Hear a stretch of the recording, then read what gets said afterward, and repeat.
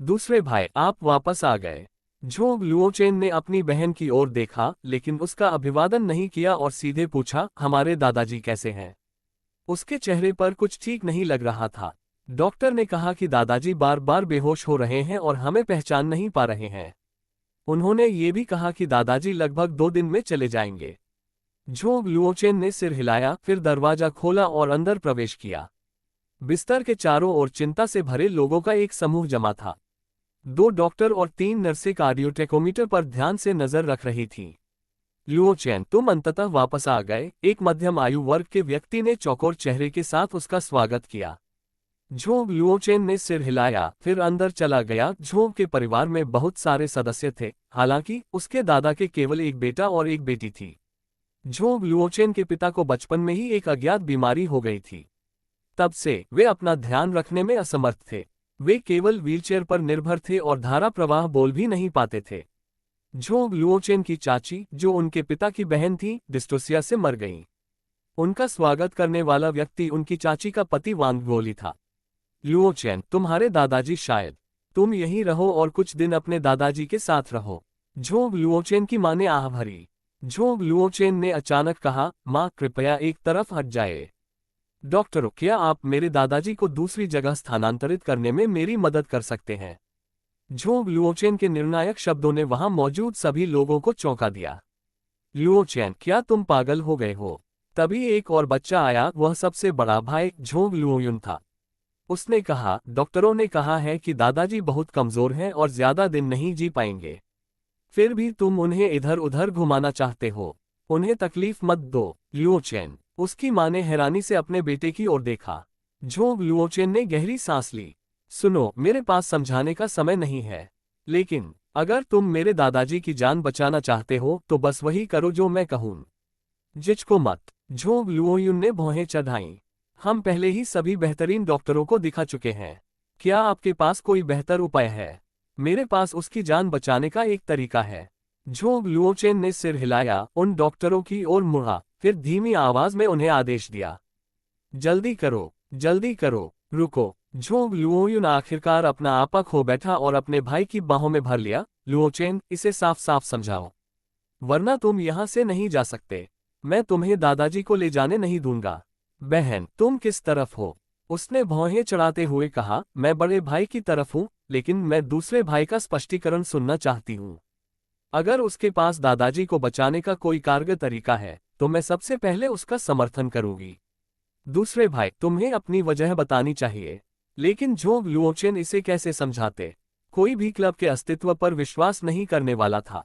मैं समझाऊंगा नहीं, लेकिन जो लोग मुझ पर विश्वास नहीं करते, वे मेरी बात मान सकते हैं। झोंग लुओचेन ने जल्दी से कहा, अगर आप मेरी बात मानेंगे तो दादाजी के पास यहाँ मौत का इंतजार करने के बजाय बचने का मौका होगा। वैसे भी अगर तुम अपनी बात नहीं समझाओगे तो मैं नहीं मानूंगा। झोंग लुओयुन ने नाक भान सिकोड़ी। तुम अभी ऐसा फैसला नहीं ले पा रहे हो जो पूरे झोंग परिवार का प्रतिनिधित्व कर सके। ये सही था। परिवार के पारंपरिक नियम के अनुसार, अगर बूढ़ा मुखिया किसी उत्तराधिकारी की घोषणा नहीं करता तो बहुमत की मंजूरी के बिना कोई भी फैसला नहीं ले सकता था। पकड़ना। तभी अचानक एक बुजुर्ग बोल पड़े। बुजुर्ग का उपनाम झोंग नहीं था, लेकिन झोंग परिवार में उनका स्थान बहुत ऊंचा था क्योंकि उन्होंने जीवन भर दादा झोंग का अनुसरण किया था। झोंग परिवार के बाकी सदस्य उन्हें ससुर या दादा भी मानते थे। दादाजी लुओ। झोंग लुओचेन ने उत्साह से इस बुजुर्ग की ओर देखा। फिर बुजुर्ग ने कुछ ऐसा कहा जो बाकियों को समझ नहीं आया। लुओचेन, क्या तुमने उस व्यक्ति को देखा है? झोंग लुओचेन ने सिर हिलाया। ये सुनकर मिस्टर लुओ के चेहरे पर खुशी साफ झलक रही थी। उन्होंने आत्मविश्वास से कहा, वहां खड़े मत रहो, जाओ और ओल्ड झोंग को वहां से हटाने में मदद करो। अप्रत्याशित रूप से शक्तिशाली बुजुर्ग सहमत हो गए। झोंग लुओयुन और उसकी बहन दोनों झोंग लुओचेन और श्री लुओ के बीच बातचीत से हैरान थे। लुओ कियू ने झांग किंगरुई को सिर हिलाकर धन्यवाद दिया और फिर नीलामी स्थल के बाहर ही उतर गया। झांग किंगरुई कार में भूमिगत कार पार्क की ओर बढ़ते रहे, जबकि लुओ कियू और यू ये प्रवेश द्वार पर निरीक्षण से गुजरे। सुरक्षा बहुत ढीली है, यू ये ने बेपरवाही से कहा। गुरुजी, अगर आपको नीलामी में मिलने वाला वह जेड टोकन चाहिए तो यू ये उसे आसानी से पा सकते हैं। वहां की सुरक्षा व्यवस्था फ्रांस के लूव्र संग्रहालय से भी बदतर है। मुझे पता है कि आप लूवर संग्रहालय गए हैं, फिर भी मैं नहीं चाहता कि झांग किंगरुई किसी मुसीबत में पड़े। लुओ कियू ने सिर हिलाया, मुझे बस इसमें दिलचस्पी है, इसे अपने पास रखने की कोई इच्छा नहीं है। इसके अलावा किसी भी तरह की वस्तु को तब तक श्रद्धांजलि नहीं दी जा सकती जब तक कि उसका लेन देन शुल्क न चुकाया जाए। जब तक लुओ कियू ने प्राप्त जेड टोकन को गोदाम में नहीं रखा, तब तक जेड टोकन को लेन देन शुल्क नहीं माना जाएगा और उसे श्रद्धांजलि नहीं दी जा सकेगी। समझ गया। यू ये हल्के से मुस्कुराया। तो सामान्य तरीके से ही समझो, है ना? सामान्य तरीका। लुओ कियू दंग रह गया, फिर उसने सिर हिलाया।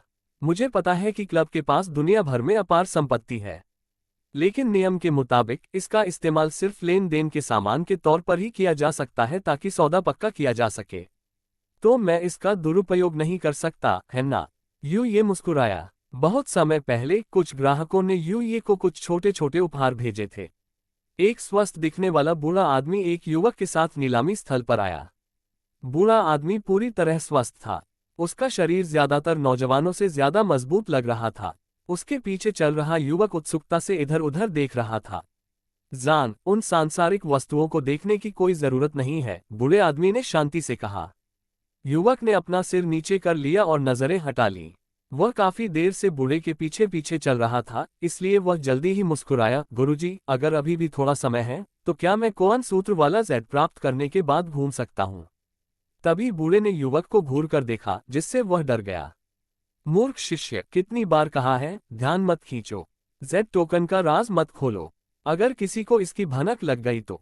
युवक ने गंभीर भाव से उसकी बात बीच में ही काटते हुए कहा, अगर किसी को इसकी भनक लग गई तो भूत प्रेत और राक्षस इसे पाने के लिए लालायित हो जाएंगे, यानी हर तरफ लड़ाई झगड़ा मच जाएगा। फिर हम चुपचाप साधना नहीं कर पाएंगे। गुरुजी, क्या मैंने इसे ठीक से याद किया? चुप रहो, बूढ़े आदमी ने कहा। अब से आंतरिक मन सूत्र पर 100 बार ध्यान करो। युवक हक्का बक्का रह गया। हालांकि वह अपने गुरु के विरुद्ध जाने की हिम्मत नहीं जुटा पाया, इसलिए वह चुपचाप उबाऊ अंतर्मन सूत्र का पाठ करते हुए उनके पीछे चल पड़ा। तभी एक उत्तेजित 30 वर्षीय व्यक्ति, जिसने पुराने काले फ्रेम का चश्मा पहना हुआ था, सीधे उस बूढ़े व्यक्ति की ओर झपटा। बूढ़े ने जल्दी से उसे पकड़ लिया, लेकिन देखा कि उसकी आंखें कसकर बंद थीं। इसके अलावा उसका रंग पीला पड़ गया था और माथे पर पसीने की बूंदें थीं। बूढ़े आदमी ने भौहें चढ़ाईं।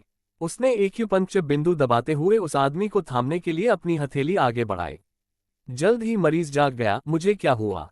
तुम्हारी सांसें अचानक गड़बड़ा गईं, जिससे तुम्हारी चेतना धुंधली हो गई। मेरी मदद के बिना तुम गंभीर रूप से बीमार पड़ जाते। बूढ़ा आदमी फिर खड़ा हो गया।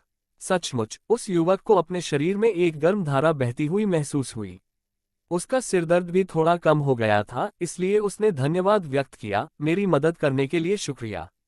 अपनी प्रशंसा दिखाने के बाद वह व्यक्ति नीलामी के मुख्य बैठक स्थल पर पहुंचा। वह कौन है? वह ऐसे ही चला गया। शिष्य ने पूछा, क्या तुमने सूत्र पढ़ना समाप्त कर लिया? बूढ़े आदमी ने पूछा, नहीं, मैं अभी इसे सुना रहा हूं। युवक ने तुरंत अपने होंठ बंद कर लिए। इसके बाद बूढ़ा आदमी धीरे धीरे उस स्थान की ओर चलता रहा। हमने आपकी 1,50,000 की जमा राशि स्वीकार कर ली है। अगर आप नीलामी में कुछ नहीं खरीदते हैं तो यह आपको वापस कर दी जाएगी। कृपया अपना कार्ड और गारंटी की मूल प्रति संभाल कर रखें। यह मेरा बिजनेस कार्ड है। अगर आपको किसी भी तरह की मदद चाहिए तो आप मुझसे संपर्क कर सकते हैं। यू यी ने सिर हिलाया और बिजनेस कार्ड को छोड़कर सारी रसीदें और दस्तावेज ले लिए। फिर वह मुड़ी और चली गई। उसकी सहकर्मी, जो एक महिला अटेंडेंट थी, उसे रिजेक्ट होते देख मन ही मन हंसी। फिर वह सोचने लगी कि इतनी खूबसूरत औरत इतने साधारण दिखने वाले लड़के के साथ क्यों होगी। महिला अटेंडेंट अपने दिवास्वप्न से तब चौंक गई जब उसके मैनेजर ने मेज पर जोर से कहा, यहाँ का काम निपटा लो, मैं बाद में आऊंगा। मैनेजर ये शब्द कहकर चला गया और फिर मीटिंग स्थल की ओर चल दिया। यू ये लुओ कियू के पास गया और धीरे से पूछा, तुम क्या देख रहे हो? कुछ दिलचस्प हुआ? लुओ कियू मुस्कुराया। फिर उसने उस बूढ़े और गिरे हुए आदमी की कहानी दोहराई। युवक पूरे समय घबराया हुआ लग रहा था, लेकिन वह बूढ़ा आदमी चीनी चिकित्सा का जानकार एक बूढ़ा वैद्य लग रहा था। शायद वह एक्यूपंक्चर में भी माहिर है। यू यी ने कहा, यह प्राचीन चीन की क्यूई थेरेपी हो सकती है। लुओ कियू रहस्यमयी चीगोन के बारे में और जानना चाहता था।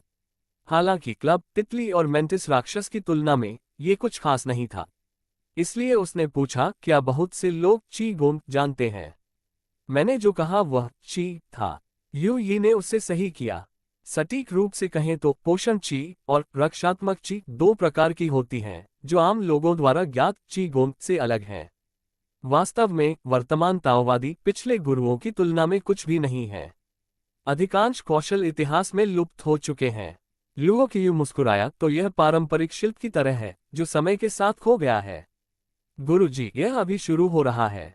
चलो अंदर चलते हैं, यू यी ने उससे याद दिलाया। लुओ कियू ने समय देखा। ठीक है, वैसे आपने कितनी जमा राशि दी? यू यी मुस्कुराया, 1 चम्मच कैवियार की कीमत से भी कम जो आप खाते हैं। सच में? लुओ कियू हंसा और सिर हिलाया। लुओ कियू ने अपनी जेब में रखे सफेद जेड टोकन को हाथ लगाया। उसे लगा जैसे वह थोड़ा गर्म हो गया है। उसे समझ नहीं आ रहा था कि यह उसकी कल्पना थी या नहीं। वह उसे निकालकर देखना चाहता था, लेकिन अचानक उसे बेचैनी महसूस हुई। पलटकर देखा तो एक आदमी उसे घूर रहा था। अगर उसे ठीक से याद है तो वह वही आदमी था जिसे अभी अभी बुजुर्ग ने बचाया था। हालांकि जैसे ही लुओ कियू मुड़ा, वह चला गया। यू यी ने पूरा दृश्य देखा। वह उस आदमी के पीछे जाने के लिए आगे बढ़ी, लेकिन लुओ कियू ने उसका हाथ पकड़ लिया। कोई बात नहीं, वह निर्दोष है। वैसे मुझे लगता है कि इस मामले में मेरी समझ हाल ही में ज्यादा तेज हो गई है।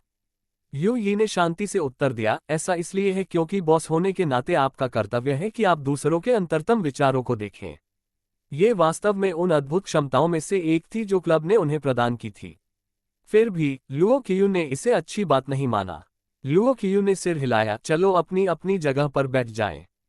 पुस्तिका के अनुसार जेड टोकन की नीलामी अंत में होनी चाहिए। हम अपनी जानकारी बढ़ाने के लिए नीलामी का पहला भाग देख सकते हैं। फिर उन्होंने मजाक किया और अनुमान लगाया, कौन जानता है, शायद हम धनी लोगों के बीच कुछ खजानों के लिए बोली लगाने की जंग देख सकें। लुओ कियू और यू यी की जोड़ी अजीब थी। एक साधारण युवक के साथ एक ऐसी खूबसूरत लड़की थी जो सिर्फ सपनों में ही दिखाई देती थी। जाहिर है कि सुर्खियां दूसरी लड़की पर ही होंगी और सबसे ज्यादा ध्यान उसी पर होगा। उस खूबसूरती ने भीड़ का ध्यान अपनी ओर खींचा, लेकिन कोने में खड़े उस बूढ़े आदमी या उसके शिष्य पर किसी का ध्यान नहीं गया। गुरुजी, मुझे यहाँ इतनी परिष्कृत महिला देखने की उम्मीद नहीं थी। शिष्य यू यी से मंत्रमुग्ध लग रहा था, लेकिन बूढ़े ने अचानक आंखें खोली। हाथ की मुहर बनाकर उसने युवक की भौहों के बीच एक बिंदु मारा और धीमी आवाज में चिल्लाया, झा मालिक मैं। युवक के चेहरे पर डर साफ झलक रहा था। बूढ़े ने भौहें चढ़ाईं, बकवास मत करो, कौन सूत्र का ध्यान करो, अपने विश्वास पर अडिग रहो और सभी विचलित करने वाले विचारों को दूर करो। वासना के कारण अपना ताव हृदय मत खो। युवक ने देर न करते हुए तुरंत अपनी आंखें बंद कर लीं। बूढ़े आदमी ने यू यी को गंभीर भाव से देखा। वह महिला कौन है? उसमें कोई मानवीय आत्मा नहीं है, भूत जैसी है, लेकिन वह राक्षस भी नहीं लगती। उसी क्षण बूढ़े व्यक्ति के मन में कई विचार कौंध गए। वह सैकड़ों वर्षों से खोई हुई एक वस्तु को पाने के लिए यहाँ आया था, और उसे पता चला कि वह क्या है। हालांकि वह इस बात की गारंटी नहीं दे सकता था कि दूसरों का भी यही उद्देश्य नहीं होगा। इसलिए बूढ़े व्यक्ति ने एक गहरी सांस ली और फिर से एक हाथ की मुहर बनाई। फिर अपनी आंखें बंद करके यू यी के असली रूप को देखने की कोशिश में ध्यान केंद्रित किया। जल्द ही उसने अपनी आंखें खोली और एक बार फिर कोने की ओर देखा। इस बार उनकी नजरें मिलीं। उस पल उसकी आत्मा को ऐसा लगा जैसे उसे किसी विशाल भांवर में खींचा जा रहा हो। उसका चेहरा पीला पड़ गया और मन डगमगा गया। अपनी दृढ़ आत्मा पर भरोसा करते हुए उसने अपनी जीभ काट ली और बड़ी मुश्किल से खुद को बाहर निकाला। इस समय तक उसका दिल जोर जोर से धड़क रहा था और उसकी पीठ पर ठंडा पसीना टपक रहा था। इसके अलावा उसकी सांसें बेतरतीब थीं, मानो उसे कोई गंभीर बीमारी हो गई हो। उसने जल्दी से खुद को संभाला। फिर ताओवादी कुंग फू कौशल का इस्तेमाल करते हुए उसने कुछ शब्द बुदबुदाए और यू यी को भेजे। मैं यांग ताइजी हूँ। आप कौन हैं? पूर्व से ताओवादी। यह एक चेतावनी है। मेरे स्वामी का मूड खराब मत करो, वरना मैं तुम्हारा मठ नष्ट कर दूंगा। यांग ताइजी का चेहरा पीला पड़ गया। उसने अपनी सांसें रोकी और सोचने लगा कि यह शक्तिशाली किरदार कौन था। इससे भी बुरी बात यह थी कि वह किसी की मात्र नौकर थी। फिर बूढ़े आदमी ने अपने ग्रुप चैट में एक संदेश भेजा, क्या यहाँ कोई इस इलाके के पास नीली आंखों और काले बालों वाली और शक्तिशाली मायावी कौशल वाली किसी खूबसूरत लड़की को जानता है? मैं शाम को घर वापस आऊंगा। मेरे लिए खाना मत बनाना। लुओ कियू ने आखिरकार रेन जीलिंग के भेजे कई संदेशों में से एक का जवाब दिया। फिर उसने सिर उठाकर पूछा, ये क्या तुमने अभी कुछ कहा? मैंने एक अजीब सी आवाज सुनी, लेकिन वह बहुत साफ नहीं थी। हाँ, लेकिन वह मैं नहीं था। ये मुस्कुराया। ओह हाँ, लुओ कियू ने सिर हिलाया। तभी नीलामीकर्ता मंच पर आया और बोलना शुरू किया, देवियों और सज्जनों, आपके आने के लिए धन्यवाद। मुझे बहुत खुशी है। लंबे भाषण के बाद पहली वस्तु मंच पर आए। इसकी शुरुआती कीमत 30,000 युआन थी। लुओ कियू ने बड़ी दिलचस्पी दिखाए और नीलामीकर्ता की बातें ध्यान से सुनी, जो ज्ञान का भंडार था। उसने तय किया कि वह प्राचीन वस्तुओं और नीलामी के बारे में और जानना चाहता है। अंततः वह वस्तु जो वह चाहता था मंच पर आ गई। सफेद जेड टोकन की अलग अलग कोनों से ली गई तस्वीरें प्रदर्शित की गईं। उसी समय नीलामीकर्ता ने उत्साहपूर्वक उसका परिचय दिया। अब आइए गु युझाई द्वारा प्रदान की गई नीलामी वस्तु संख्या 27 पर एक नजर डालते हैं। आपको सफेद जेड टोकन के बारे में कुछ जानकारी पहले से ही पता होगी। आइए जेड के पीछे देखें, हमें उस पर जी गैंग शब्द हल्के से खुदा हुआ दिखाई दे रहा है। दर्शक उत्साहित हो गए और तस्वीरें लेने लगे। नीलामीकर्ता मुस्कुराया, मुझे यकीन है कि यह शिलालेख सबको पता होगा। अब मैं दावे के साथ कह सकता हूं कि यह मिंग राजवंश के एक प्रसिद्ध मूर्तिकार का बनाया हुआ जेड है। और यह जेड कम से कम 500 साल पुराना है। वर्ष और गुणवत्ता की जानकारी देने के बाद नीलामीकर्ता ने हथौड़ा पटकते हुए कहा, सफेद जेड टोकन की शुरुआती कीमत 550,000 RMB है। कीमत में हर बढ़ोतरी पर 10,000 RMB मिलेंगे। एक बार में 550,000। साइन बोर्ड उठा रही है। कितनी खूबसूरत महिला है। लुओ कियू ने बिना कुछ कहे ये को अपनी नंबर प्लेट को शालीनता से उठाते हुए देखा। क्या तुम सचमुच एक अमीर औरत हो? ये ने हमेशा की तरह एक मायावी मुस्कान दी। ये का धन मालिक का भी है। ये 300 से अधिक वर्षों से दुनिया में रह रही थी। इसके अलावा वह लंबे समय से क्लब के साथ थी, इसलिए ये समझ में आता है कि उसके पास बड़ी मात्रा में धन था। लुओ कियू भी अगर चाहे तो ऐसा कर सकता है। 560,000 560,000 देता है। कोई ज्यादा कीमत दे रहा है। एक बार में 560,000 570,000 A66 कहता है 570,000। कोई और है 580,000 A51 580,000 एक बार। ये धीरे धीरे बढ़ती कीमतों से परेशान हो गई। वह खड़ी हुई और चिल्लाए, अब और परेशान मत हो, 10 लाख। वास्तव में उन धनी लोगों के लिए 1 मिलियन कुछ भी नहीं था। उन्हें उसकी सुंदरता और आत्मविश्वास का मेल देखकर आश्चर्य हुआ। यह एक ऐसा चरित्र था जो इस पितृसत्तात्मक समाज में भी कुछ पुरुषों में नहीं पाया जाता। उधर कोने में बैठा बूढ़ा आदमी अपनी नंबर प्लेट उठाने के लिए तरस रहा था, लेकिन यूई के व्यवहार से वह हैरान रह गया और फिर से पसीने से तरबतर हो गया। 10 लाख 3 गुना सौदा। जेड अब A66 वाली महिला का है। फिर भी उसी समय एक साया प्रकट हुआ। वह दौड़कर मंच पर पहुंचा, नीलामीकर्ता के हाथ से सफेद जेड छीन लिया और बगल में बने आपातकालीन निकास द्वार की ओर भाग गया। डंडों से लैस सुरक्षा गार्डों ने तुरंत उसका पीछा किया। लुओ कियू ने भौहें चढ़ाईं। उसने देखा कि यूई गुस्सा हो रहा था। फिर भी उसे आश्चर्य हुआ तो वह लुटेरा था। असल में वह काले फ्रेम वाला चश्मा पहने वही आदमी था जिसे लुओ कियू ने पहले 2 बार देखा था।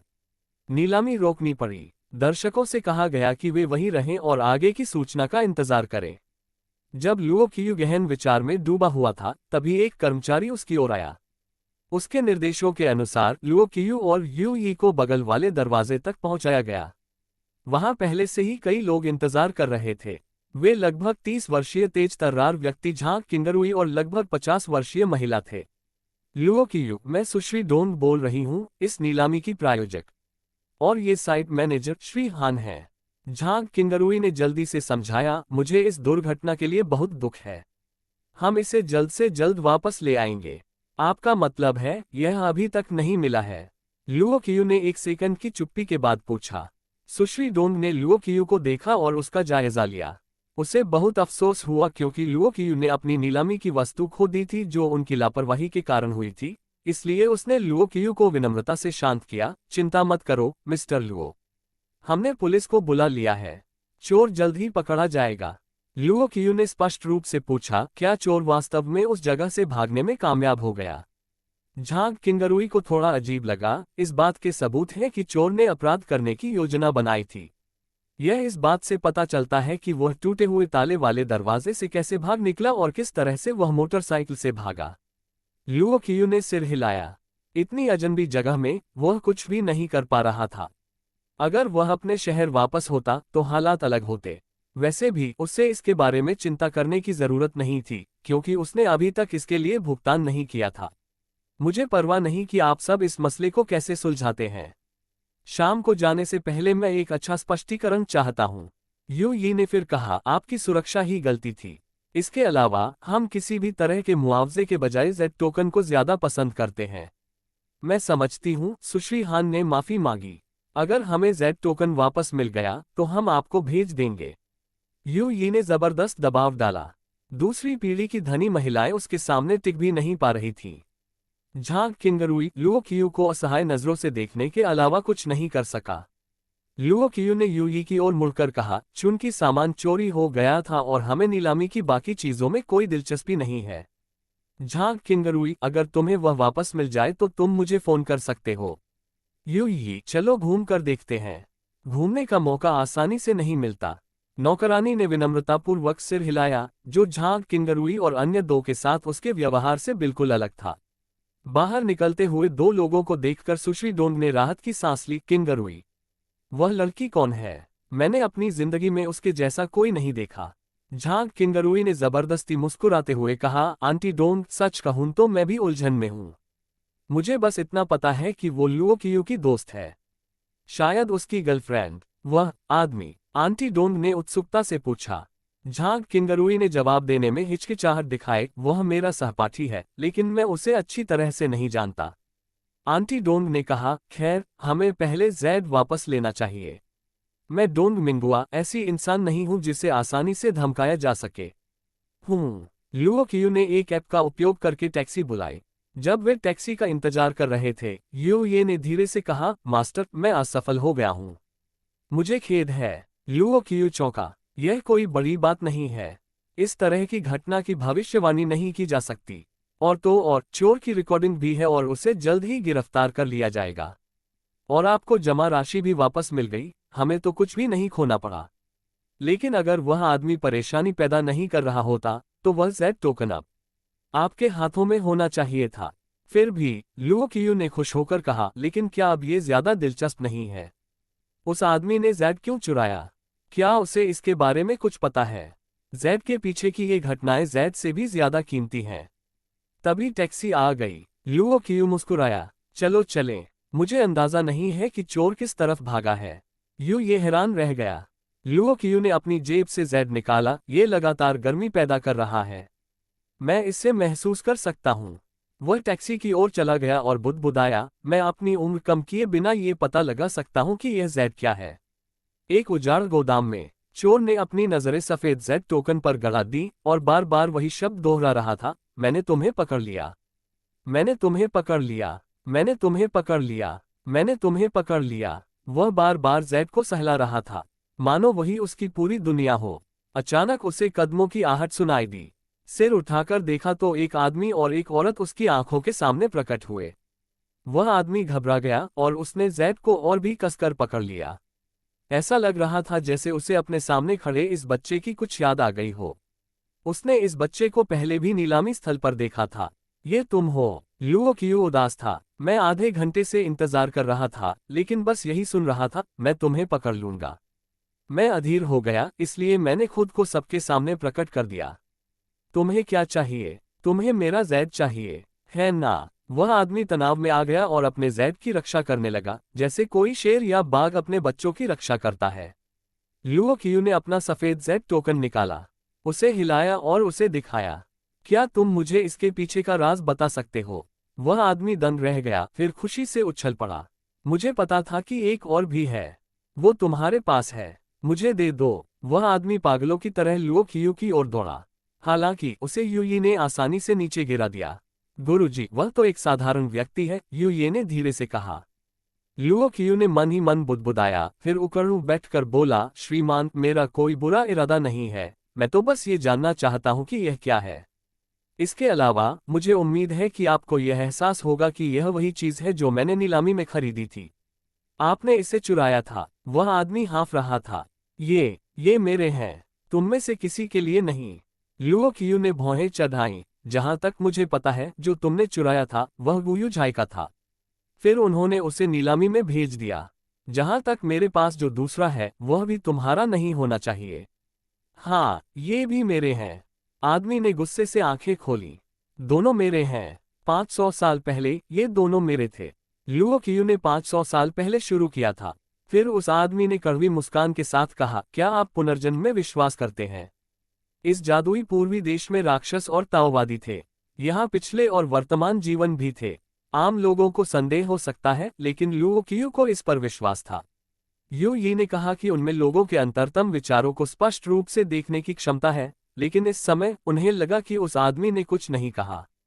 ठीक उसी तरह जैसे नीलामी में जब वह और वह आदमी एक दूसरे को देख रहे थे, तो उन्हें किसी भी बुरी मंशा का एहसास नहीं हुआ था। उन्होंने उस आदमी को उठने में मदद की और उसकी कहानी सुनी। वह आदमी अब 34 साल का था और उसका नाम सुहुदे था।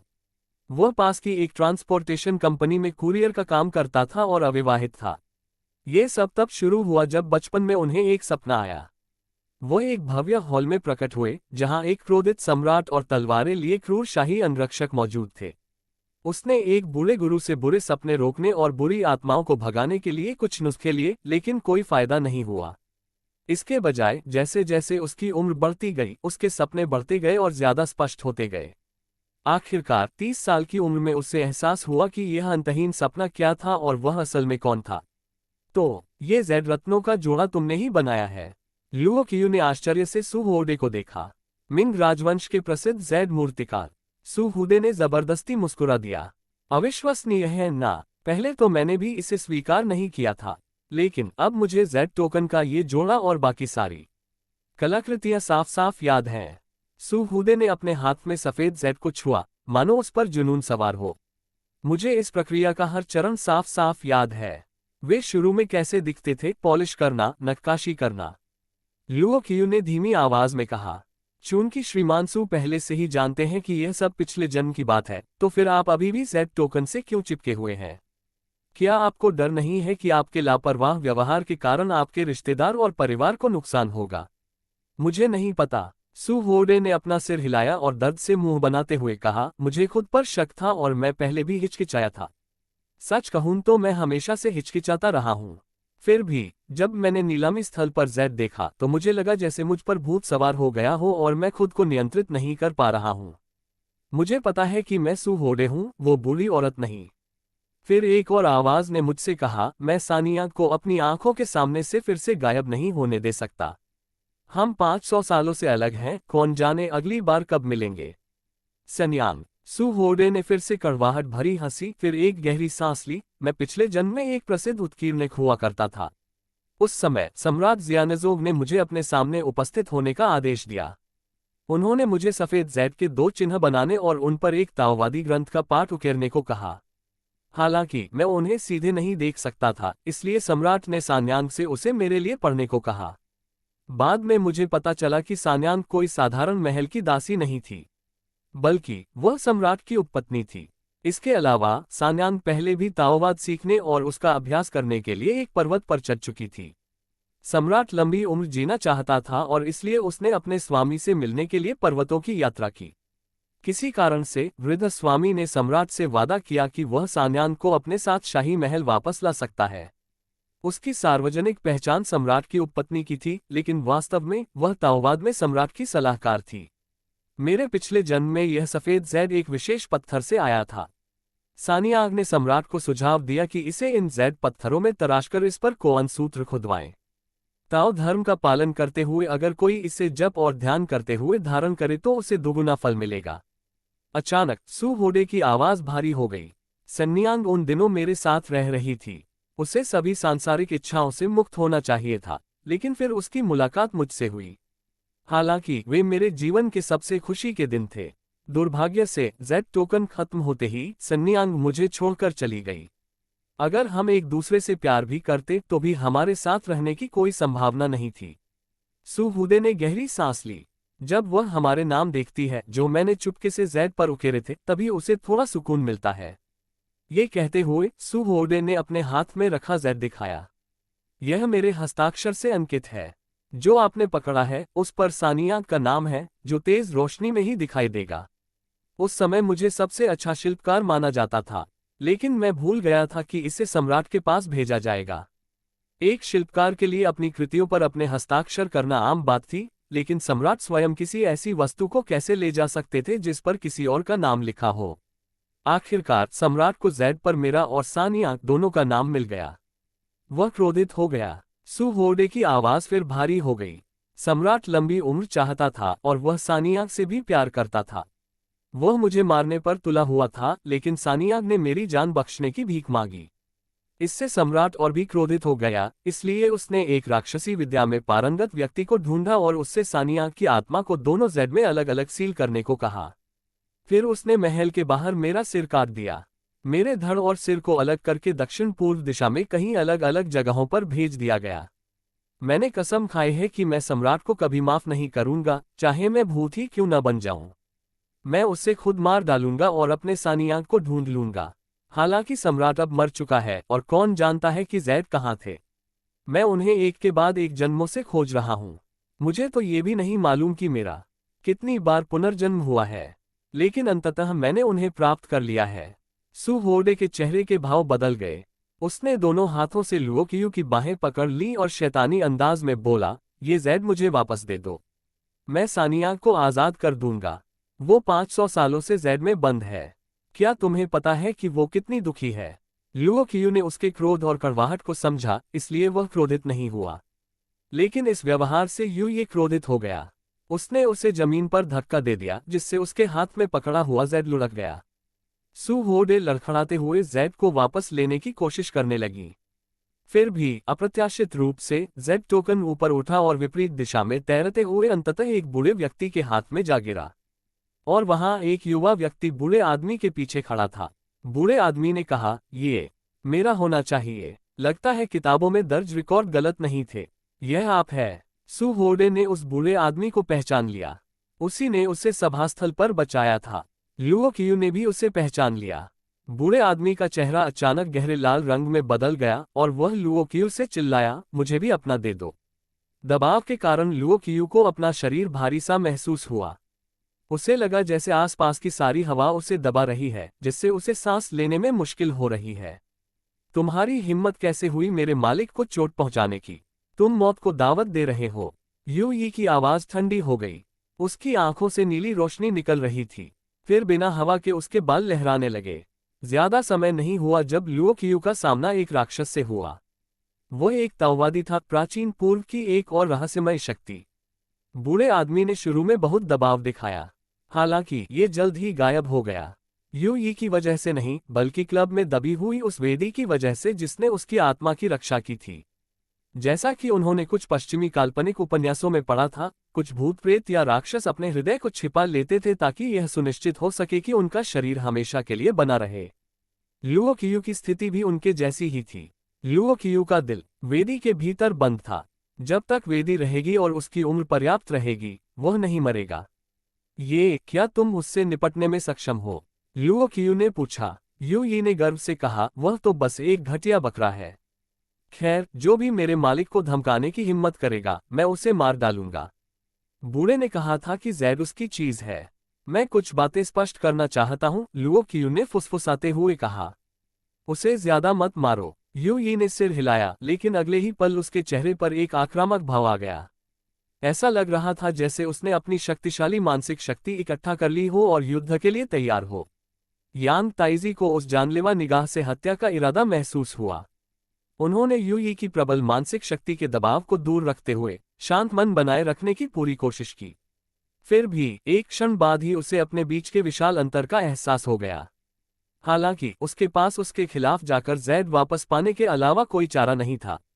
वह जैद उसके संप्रदाय के लिए बहुत महत्वपूर्ण था और उसे हासिल करना उसका कर्तव्य था। रुको रुको दोस्त, ये सफेद जैद टोकन की जोड़ी वास्तव में मेरे संप्रदाय की है। मेरा कोई बुरा इरादा नहीं है। मैंने जो शब्द कहे थे वे बस तुम सबको डराने के लिए थे। यांग ताइजी तुरंत चिल्लाया। इस महत्वपूर्ण मोड़ पर उन्होंने अपने संप्रदाय की विरासत से अधिक अपने जीवन को महत्व दिया। बहुत समय पहले वो और कुछ अन्य शरणार्थी युद्ध की आग से बचकर पहाड़ों पर शरण ले चुके थे। संयोगवश उन्हें एक वृद्ध गुरु ने स्वीकार कर लिया। वर्षों के प्रशिक्षण और कष्टों के बाद उनकी साधना एक अच्छे स्तर पर पहुंच गई थी। फिर भी उसके बाद उनके ज्येष्ठ और कनिष्ठ भाइयों ने पहाड़ छोड़ने का निश्चय किया। वे एक ताओवादी के नीरस शुष्क जीवन को सहन नहीं कर सके और सांसारिक सुखों का भोग करना चाहते थे। केवल यांग ताइजी ही बचे जिन्होंने अपने गुरु के साथ रहने का निश्चय किया। अपने चतुर निर्णय के कारण उन्हें अपने गुरु की सभी शिक्षाएं प्राप्त हुई। इसके विपरीत उनके ज्येष्ठ और कनिष्ठ भाई जो चले गए, युद्ध में लीन हो गए और केवल एक साधारण कब्र ही छोड़ गए। उपरोक्त सभी बातों से उन्हें ये कहावत समझ में आई कि जो लोग समय के अनुसार अपने कर्म करते हैं वे वास्तव में बुद्धिमान होते हैं। एक सामान्य व्यक्ति की नज़र से उन रहस्यमयी ताओवादियों को बहुत गर्व होना चाहिए था। हालांकि ताओवादी समझते थे कि जो ज्यादा शक्तिशाली है उनके सामने हार मान लेना कोई शर्मनाक बात नहीं है। लुओ कियू ने यूये को अपना हमला रोकने के लिए इशारा किया। सु होडे ने मुझे एक विश्वसनीय कहानी सुनाए, लुओ कियू ने धीमी आवाज में कहा। तो तुम कैसे साबित करोगे कि वह जैद तुम्हारी ही चीज है? यांग ताइजी को आशा की एक किरण दिखाई दी, इसलिए उन्होंने तुरंत उत्तर दिया, इस पर उत्कीर्ण कोअन सूत्र हाल के दिनों में प्रचलित प्रसिद्ध संस्करण नहीं है। यह एक अज्ञात संस्करण है। मैं इसका कुछ अंश सुना सकता हूँ। अगर यह व्यक्ति सु होडे असली जैद कारीगर है तो उसे पहचान लेना चाहिए कि यह नकली है या नहीं। लुओ कियू ने शांत भाव से कहा, तो फिर आगे बढ़ो। यांग ताइजी ने फिर जल्दी जल्दी कई वाक्य दोहराए, लेकिन वे सुस्पष्ट नहीं थे और किसी को समझ नहीं आ रहा था कि वह क्या कह रहे हैं। फिर भी लुओ कियू सु होडे को ध्यान से देख रहा था और उसे सुनने के बाद उसमें कुछ अगोचर बदलाव दिखाई दिए। हालांकि सु होडे ने जोर देकर कहा कि यांग ताइजी जैद के स्वामित्व का दावा करने के लिए झूठ बोल रहा था। अरे, मैंने तो तुम्हें एक बार बचाया था, तुम इतने कृतघ्न कैसे हो सकते हो? सु होडे की बदनामी सुनते ही यांग ताइजी भड़क उठे। भगवान सच जानते हैं और इस गलती को सुधारेंगे। भगवान, सु होडे ने व्यंग्य किया। मैं इतने सालों से धर्मनिरपेक्ष दुनिया में भटक रही हूं, अगर वह सचमुच मौजूद है तो उसने मुझ पर दया क्यों नहीं की? और जब राक्षस ने सानिया की आत्मा को विभाजित कर दिया था तब उस पर दया क्यों नहीं आई? और फिर भी तुमने कहा कि भगवान गलत को सही कर देंगे। सरासर बकवास। यांग ताइजी ने कहा, मेरे गुरु का मूल इरादा ताओवाद में सानिया की इच्छाशक्ति को नियंत्रित करना था, इसलिए उन्होंने उससे सम्राट को शिक्षा देने का अनुरोध किया। उन्होंने कभी नहीं सोचा था कि यह अनुभव उसकी सांसारिक इच्छाओं को उत्तेजित करेगा और उन्होंने तुम्हारे साथ प्रेम संबंध शुरू कर दिया, जिससे सम्राट बहुत क्रोधित हुए। तुम बहुत घमंडी थे और तुमने अपने अपराध के सबूत जैद पर उकेरे, इसलिए अंततः तुम्हारा सिर कलम कर दिया गया। तुम्हें वही मिला जिसके तुम हकदार थे। हम एक दूसरे से सच्चा प्यार करते थे और अमरता की परवाह नहीं करते थे। तुम ताओवादी तपस्वी होने का दावा करते हो, लेकिन असल में तुम सब अमानवीय हो, ठंडे खून वाले जानवरों का एक समूह। जैद टोकन मुझे वापस दो। सु होडे क्रोध से पागल हो गई और उस बूढ़े आदमी के पास दौड़ी। लुओ कियू उनसे नाराज था, इसलिए उसने यूये की ओर रुख किया। उनका मुंह बंद करो और कृपया जैद मुझे दे दो। अपने स्वामी से अनुमति प्राप्त करने के बाद कठपुतली नौकरानी को कोई हिचकिचाहट नहीं हुई और उसने अपनी शक्तिशाली सेना को मुक्त कर दिया। यूई की एकमात्र ओफ की आवाज से सु होडे, यांग ताइजी और उनके शिष्य सभी चीख पड़े और गिर पड़े। उन्होंने अपने सिर पकड़ लिए और दर्द से कराह उठे। फिर यूई ने यांग ताइजी की ओर हाथ हिलाया। अचानक उनके हाथ में पकड़ा हुआ जैद यूई की ओर उड़ाया, जिसे उन्होंने लुओ कियू को भेंट कर दिया। लुओ कियू ने तीनों से शांत भाव से कहा, मुझे सानिया के बयान में दिलचस्पी है।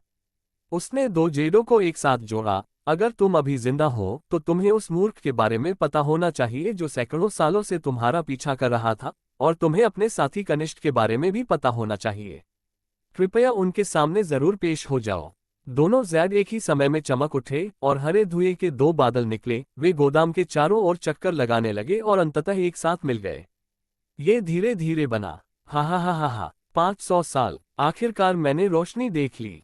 वहां मौजूद व्यक्ति सानिया नाम की कोई खूबसूरत लड़की नहीं थी, बल्कि बिखरे बालों और गंदे चेहरे वाला एक बूढ़ा आदमी था। और वो पागल भी लग रहा था। लुओ कियू हैरान रह गया। फक, राक्षस, ये तुम हो? सु होडे स्तब्ध रह गया, उसके होंठ कांपने लगे और उसका चेहरा राख सा हो गया। हरे धुएं से बना वह व्यक्ति वह सानियांग नहीं था जिसकी उसे चाहत थी, बल्कि उसका पुराना दुश्मन था। अब उसे ये भी समझ नहीं आ रहा था कि उसे दुख था या क्रोध। यांग ताइजी के चेहरे पर भी हैरानी का भाव था। वह बुदबुदाया, मेरे संप्रदाय में प्रचलित अभिलेख कैसे नकली हो सकते हैं? यह असली कुआन सूत्र नहीं है। नहीं, कुआन सूत्र सच है, लेकिन तुम कहानी का दूसरा पहलू नहीं जानते। राक्षसी बूढ़ा आदमी गंभीर रूप से हंसा। यू सानियांग, तुमने मुझे 500 साल तक कष्ट दिया। मैं ताई यिनजी कसम खाता हूं कि इस पिंजरे को तोड़ने के बाद मैं तुम्हें अनंत काल तक नरक में डालूंगा। तुम ताई यिनजी हो, मालिक द्वारा निष्कासित गद्दार। यांग ताइजी का चेहरा और भी भद्दा हो गया। गद्दार, हा हा हा, बेतुका। ताई यिनजी पागलों की तरह हंसी। कितना बेतुका! अगर मुझे उस कुतिया यू सानियांग ने नहीं फंसाया होता तो मेरा मालिक मुझे निकाल नहीं देता। भाड़ में जाए उस दुष्ट कुतिया को। सू होडे अपना आक्रोश रोक नहीं पाए और गुस्से से बोले, दुष्ट, सानियांग का अपमान करना बंद करो। तुमने सानियांग और मुझे सैकड़ों सालों तक अलग रखा और अब तुम उसे बदनाम कर रहे हो। मैं तुम्हें कभी नहीं छोड़ूंगा। हालांकि बूढ़े आदमी के अत्यधिक डर के कारण सू होडे कांपने से खुद को नहीं रोक सकी। ताई यिनजी व्यंग्यात्मक लहजे में हंसी। बेवकूफ, क्या तुम्हें अब भी लगता है कि वो कुतिया तुमसे बहुत प्यार करती थी? ये तो बस उसकी चाल थी। वो तो बस इतना चाहती थी कि जब तुम दोनों अलग होगे तो तुम पर बहुत दुख आए। यही उसका असली मकसद था। बकवास, सब झूठ है। बकवास, हा हा हा। ताई यिनजी दयनीय ढंग से हंसी। मेरी दयनीय हालत तो देखो। 500 साल पहले उस कुतिया द्वारा फंसाए जाने के बाद मैं बहुत गुस्से में थी, इसलिए उसके पीछे शाही महल तक जाने का फैसला किया। मुझे बिल्कुल साफ पता था कि उसने तुम्हें कैसे बहकाया, कैसे तुम्हारे सच्चे प्यार का इस्तेमाल करके उसने अपने दृढ़तावादी दिल को मजबूत किया। तुम ही एकमात्र व्यक्ति थे जो मानते थे कि तुम दोनों एक किस्मत वाली जोड़ी हो। क्या तुम्हें अब भी लगता है कि वह तुमसे प्यार करती थी और तुम्हारे साथ रहने को तैयार थी, एक निम्न वर्ग के व्यक्ति से? मैं तुमसे कह रही हूं, वह सबसे बुनियादी भ्रम जादू का इस्तेमाल कर रही थी। ये सब एक सपना था। मूर्ख, क्या तुम्हें पता था कि जिस समय तुम्हारा सिर काटा गया था उसी समय यू सानियांग सफल हो गई थी? तुम्हारा सिर कटते देखकर उसके आंसू निकल आए। उसी क्षण वह उदासीन मन को प्राप्त करने में सफल रही। तब से उसकी शक्ति में तेजी से वृद्धि हुई और मैं उसका मुकाबला नहीं कर सका। सम्राट जियानजोग ने मुझे यू सानियांग से निपटने के लिए कहा, लेकिन मैं असफल रहा और मुझे सफेद जेड टोकन में बंद कर दिया गया। फिर उसने मेरा वेश धारण किया, जैद सम्राट को भेजे और आराम से जीवन का आनंद लेने के लिए महल से भाग गई। उसने सबको धोखा दिया था, लेकिन केवल तुम ही यह नहीं जानते थे और वास्तविकता को नकारते रहे। तुम झूठे हो, मुझे विश्वास नहीं होता, मैं विश्वास नहीं करूंगा। सू होडे पागल हो गया और ताई यिनजी पर झपटा, बेतहाशा और बेढंगे ढंग से वार करता हुआ। हालांकि धुएं पर वार करना नामुमकिन था। आखिरकार उसकी सारी ऊर्जा खत्म हो गई और वह गिर पड़ा। फिर वह बस यही दोहराता रहा, तुमने मुझसे झूठ बोला, मुझसे झूठ बोला, मुझसे झूठ बोला। सानियांग मुझसे प्यार करती थी। हाँ, वह मुझसे प्यार करती थी। मैंने तुमसे झूठ बोला। बेवकूफ, अगर मैंने झूठ बोला तो इसका कोई मतलब नहीं कि जेड में मैं ही क्यों बंद हूं, यू सानियांग क्यों नहीं? ताई यिनजी ने व्यंग्य किया। याद करो, जब भी तुम उसके साथ सोती थी, क्या तुम्हें नींद नहीं आती थी या तुम्हारी चेतना धुंधली नहीं होती थी? तुमने न तो शराब पी थी, न ही तुम्हें कोई बीमारी थी, फिर भी तुम हर बार इतने थके हुए क्यों होते थे? तुम्हें लगता है कि तुम 500 साल बाद भी खुद से झूठ बोल सकती हो? झूठे कहीं के। सू होडे अचानक उठ खड़ी हुई और गोदाम के निकास द्वार की ओर भागी। लुओ कियू ने भौहें सिकुड़ी और यू यी की तरफ देखा। यू यी ने अपनी उंगलियां चटकाईं और रोशनी की एक किरण सू होडे की पीठ की ओर गई। वह बेहोश होकर जमीन पर गिर पड़ा। खैर, यू सानियांग सच में एक कमीना था। थोड़ी देर बाद लुओ कियू ने चुप्पी तोड़ी, लेकिन जाहिर है इन शब्दों ने स्थिति को और अधिक अजीब बना दिया। ताई यिनजी अचानक भड़क उठी, अरे लड़के, अपने हाथों में पड़े जेड टोकन तोड़ दो। मैं तुम्हारी कहानी तब से जानती हूं जब मैं उस तितली राक्षस के हाथों में पड़ गई थी। यहां तुम्हारी कोई ताकत नहीं है। जल्दी करो, वरना मैं तुम्हें मार डालूंगी। लुओ कियू ने ठंडे स्वर में उत्तर दिया, मैं बहुत डर गया हूं। अगर मेरी मदद न होती तो क्या तुम्हें लगता था कि तुम जेड से बच पाओगे? और हाँ, तुमने मेरे 10 मिनट बर्बाद कर दिए। वो सिर हिलाते हुए मंद रोशनी तुरंत गायब हो गई। फिर हरा धुआं 2 भागों में बढ़ गया और फिर से जेड में समा गया। एक करुण चीख के साथ ताई यिनजी आंखों से ओझल हो गई। अब केवल यांग ताइजी, उनके शिष्य लुओ कियू और यू ये ही होश में थे। लुओ कियू ने हाथ हिलाए। उसकी हथेली के ऊपर एक काली लौ उठी और अचानक एक काले कार्ड में बदल गई, जिस पर कोई मुहर नहीं थी। फिर उसने उसे बाहर फेंक दिया, जिससे वह यांग ताइजी के पैरों के पास फर्श के बीच फंस गया। लुओ कियू ने भावशून्य चेहरे से कहा, सफेद जेड टोकन की जोड़ी मेरी है। अगर तुम्हें चाहिए तो उन्हें बराबर मूल्य की वस्तुओं से बदल दो। जैसे ही लुओ कियू ने बोलना समाप्त किया, यांग ताइजी ने महसूस किया कि एक शक्तिशाली आध्यात्मिक शक्ति उसके भीतर से गुजर रही है और उसकी चेतना पर प्रहार कर रही है। वह बेहोश हो गया और बिना कोई प्रतिक्रिया दिए गिर पड़ा। गुरुजी, हमें सुहोडे से कैसे निपटना चाहिए? यू ये ने पूछा। लुओ कियू ने कहा, वह तो बस एक दयनीय आदमी है, उसे यहीं छोड़ दो। यू ये ने पूछा, गुरुजी, क्या आप उसके साथ कोई सौदा नहीं करना चाहते? उसकी आत्मा अद्भुत है जो 500 वर्षों से अस्तित्व में है। लुओ कियू के मन में इस मामले पर कुछ अलग विचार थे और उसने सिर हिलाया। अगर जरूरत पड़ी तो वो हमारे पास आएगा, है ना? और तो और इसके अलावा क्या? लुओ कियू हंसा। शांत रहने का अभिनय करने के बाद निकलना वास्तव में रोमांचकारी है। यू ये ने कुछ नहीं कहा। फिर दोनों वहां से निकलकर हवाई अड्डे की ओर चल पड़े। कुछ ही देर बाद यांग ताइजी की नींद खुली। उसने काला कार्ड ढूंढ लिया और बिना कुछ कहे उसे हाथ में थाम लिया। उनके शिष्य ने उत्सुकता से पूछा, गुरुजी, यह क्या है? यांग ताइजी के हाव भाव से पता चल रहा था कि उसे यकीन नहीं था। वह कुछ देर झिझका, फिर बोला, हो सकता है बहुत समय पहले की कोई किंवदंती हो। क्या ये सच हो सकता है? मास्टर, मैंने सफेद जेड टोकन गुमनाम रूप से एक्सप्रेस द्वारा सुश्री डोन को भेज दिया है। उन्हें ये कल तक मिल जाना चाहिए। यू ये ने हवाई अड्डे पर लुओ कियू को सूचना दी, फिर हैरान होकर पूछा, गुरुजी, यू ये समझ नहीं रहे हैं, आपने जेड वापस क्यों भेज दिया? लुओ कियू ने एक पत्रिका पढ़ते हुए जवाब दिया, अगर हम ऐसा नहीं करेंगे तो उसके बाद उनकी क्या प्रतिक्रिया होगी? मैं नहीं चाहता कि वे हर दूसरे दिन माफी मांगें। खैर, सुश्री डोंग ने वादा किया था कि जैसे ही उन्हें यह मिलेगा वे खुद मुझे भेज देंगी। वह दूसरे पन्ने पर मुड़ा, जब वह हमें भेज देगी तो इसका सुखद अंत होगा। और तो और हमें जेड टोकन का राज भी मिल गया है, इसलिए अब समय का कोई महत्व नहीं है। यू ये ने बिना कुछ कहे सिर हिला दिया। लुओ कियू अचानक मुस्कुराया। क्या तुम्हें लगता है कि मैं बहुत ज्यादा सोचता हूँ? क्या ऐसी दुनियावी बातों की परवाह करना मेरे बॉस होने के दर्जे से मेल नहीं खाता? नहीं, तुम ऐसा करने की हिम्मत नहीं कर सकते। लुओ कियू ने सिर हिलाया। आराम से रहो, तुम मेरे साथ लंबे समय तक रहोगे। अगर तुम कुछ करने की हिम्मत नहीं करोगे तो जिंदगी नीरस हो जाएगी। यू ये ने कहा, गुरु को साधारण नैतिकता और नियमों तक सीमित नहीं किया जाना चाहिए।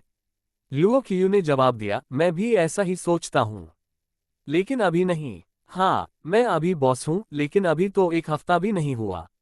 20 साल से ज्यादा की साधारण जिंदगी और शिक्षा से प्रभावित होने के बाद अपने विचारों को बदलना मुश्किल है। लुओ कियू एक पल के लिए रुका। तो जब तक मुझे उस जीवन शैली की आदत नहीं हो जाती, मैं क्लब में स्थायी रूप से नहीं रहूंगा। समझ रहे हो? यू ई को ये बात समझ में नहीं आई, लेकिन फिर भी उसने सिर हिला दिया। लुओ कियू मुस्कुराया। अगर तुम कठपुतली बनने से पहले की अपनी यादें याद करो तो शायद तुम इसे समझ सको। यू ये ने दृढ़ता से सिर हिलाया। यह जरूरी नहीं है। यू ये क्लब की सेवा करती है और बॉस के आदेशों का पालन करती है। मेरे लिए यही सब कुछ है। लुओ कियू अब और बात करने को तैयार नहीं था। उसे लगा कि अगर यह बातचीत जारी रही तो वह परेशान हो जाएगा। सो उसने पत्रिका बंद करके वापस रख दी, फिर खड़ा हो गया। मैं रेन जिलिंग की बड़बोली जबान बंद करने के लिए कुछ अच्छा खरीदूंगा, वरना वो मुझे पूरी रात लेक्चर देगी। रेन जिलिंग ने लुओ कियू से दिल खोलकर बात करने की योजना बनाई। उसने दावा किया कि काम में व्यस्त होने के कारण वह उसकी देखभाल नहीं कर पा रही थी और एक माँ की भूमिका भी ठीक से नहीं निभा पा रही थी। लेकिन बिस्कुट के डिब्बों ने उसे बीच में ही रोक दिया। जब उसने आखिरकार कुछ कहा तब तक लुओ कियू अपने कमरे का दरवाजा बंद कर चुका था। इसके बाद उसने लुओ कियू के सीडी प्लेयर से संगीत की आवाज सुनी, जो ईगल्स का डेस्परेडो निकला। रेन जिलिंग अवाक रह गई और बस बिस्कुट कुतरती रही। हालांकि लुओ कियू अपने कमरे में नहीं था। जैसे ही उसने सीडी प्लेयर चालू किया, वह तुरंत ही क्लब में पहुंच गया। वह काउंटर के पीछे बैठ गया। देर हो जाने के कारण उसने कहा कि उसे सुगंधित चाय नहीं चाहिए, तो विचारशील नौकरानी ने बार काउंटर के पास रखी शराब की अलमारी खोल दी। वोडका की एक बोतल, क्रीम डे कोको की एक काली बोतल और फलों के स्वाद वाली जिन की एक जार। यू यी ने हल्की मुस्कान के साथ लुओ कियू को देखा। उसने शेकर में बर्फ डाली, फिर जितनी शराब उसे चाहिए थी उसे 3 अलग अलग छोटे कपों में डाला और फिर उन्हें उसमें डाल दिया। ढक्कन बंद करने के बाद उसने उसे हिलाना शुरू कर दिया। उसने कोई भी आकर्षक तकनीक का उपयोग नहीं किया और वह लुओ कियू को देखते हुए कांप रही थी। कहावत है कि खूबसूरती अच्छी शराब के साथ निखरती है। शायद लुओ कियू भी यही महसूस कर रहा था। ये दृश्य देखकर उसे बहुत सुकून मिला। यू यी ने कांपना बंद कर दिया जब सफेद बर्फ की एक परत उभर आई। फिर उसने शराब को कॉकटेल ग्लास में डाला। वह एड़ियों की आवाज निकालते हुए लुओ कियू की ओर मिश्रित पे भेजती हुई चली। लुओ कियू ने उससे मजाक किया, अगली बार मुझे रसोई में घुसना पड़ सकता है। यू यी उसकी बातों से उलझन में था, इसलिए लुओ कियू मुस्कुराया और समझाया, क्योंकि आपको शराब मिलाते या खाना बनाते देखना एक बहुत ही सुखद शगल है। यू यी समझ गया और शालीनता से मुस्कुराया। फिर धीरे धीरे हॉल के एक कोने में चला गया, पुराने चीड़ की लकड़ी से बने पुराने लॉन्ग प्ले ग्रामोफोन की ओर। यू ये ने रिकॉर्ड उस पर रखा और स्टाइल्स दबाया। हल्का, मधुर और रहस्यमय संगीत बजने लगा। यू ये फिर लुओ कियू के पास लौट आया और उसके सामने वाली सीट पर बैठ गया। नौकरानी ने आलसी भाव दिखाया और अपनी स्कर्ट के नीचे टांगे क्रॉस कर ली। उसने अपनी कोहनियां गोल मेज पर टिका दी और अपना चेहरा ऊपर उठाया। लुओ कियू ने मिक्स ड्रिंक का घूंट लिया। उसे हैरानी हुई कि तेज की बजाय उसका स्वाद मीठा और ताज़ा था, शायद इसलिए क्योंकि उसने उसमें काला कोको मिलाया था। वह डांस से प्राप्त जेड टोकन से खेलता रहा, लेकिन अचानक पूछा, क्या इस दुनिया में पुनर्जन्म होता है?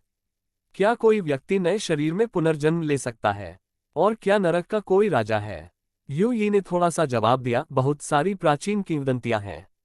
लोग उनमें से कई पर बिना किसी कारण के विश्वास कर लेते थे, भले ही उन्होंने तथ्यों को देखा या सत्यापित नहीं किया हो।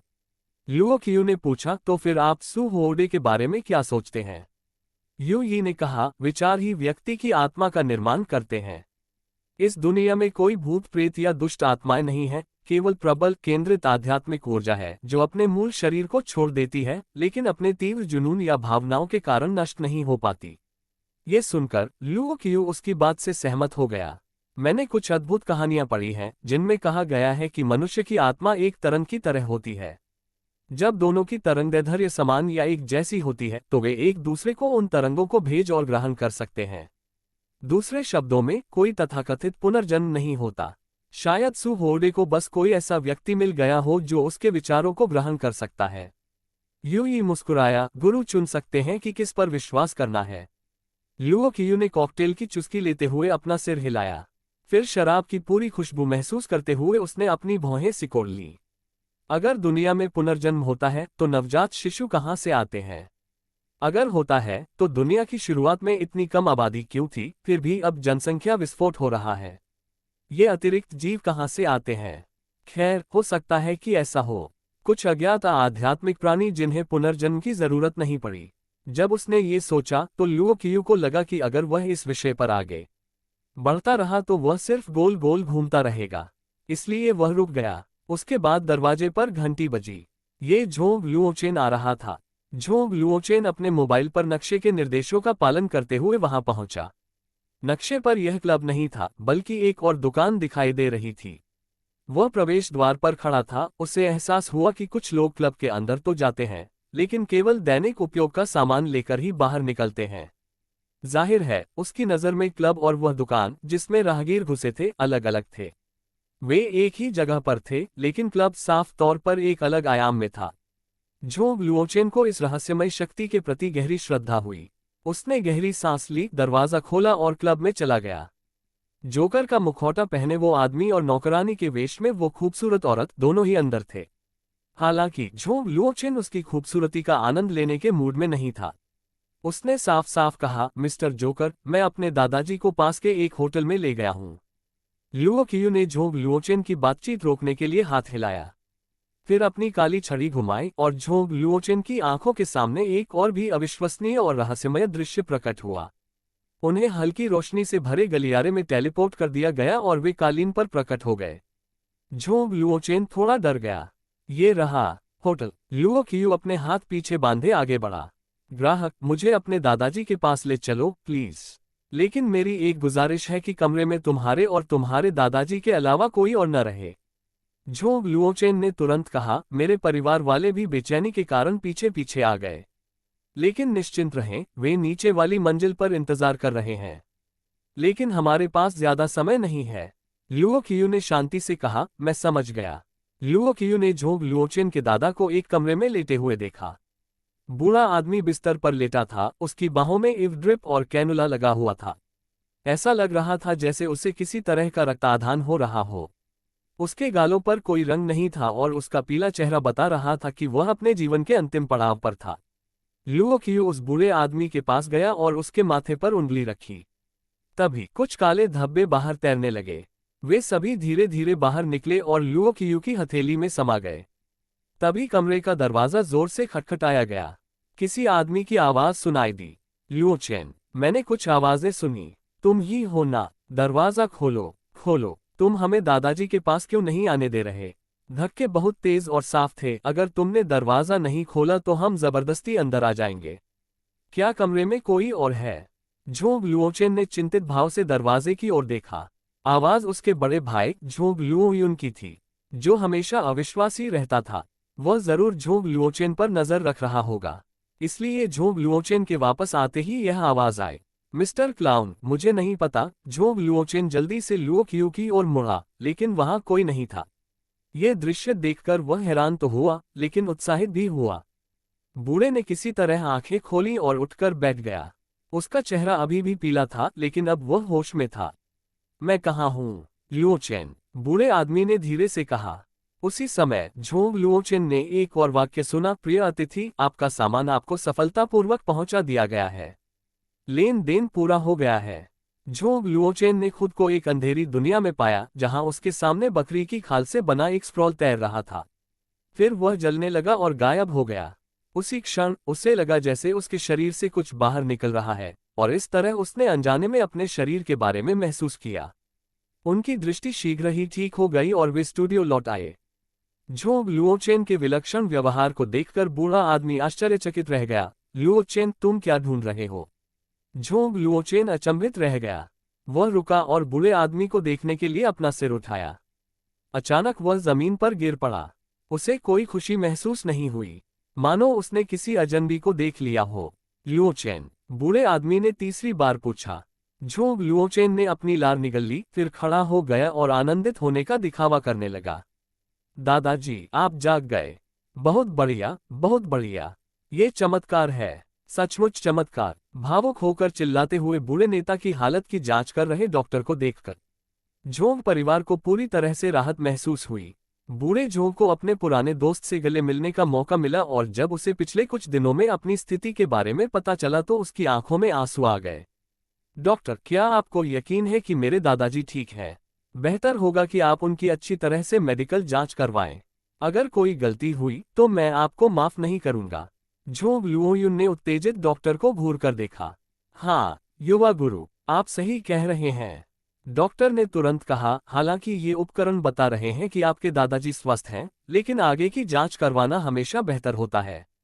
झोंग लुओयुन ने सिर हिलाया, जल्दी आगे बढ़ो। डॉक्टर जल्दी से वहां से निकलकर तैयारी कर सकते थे।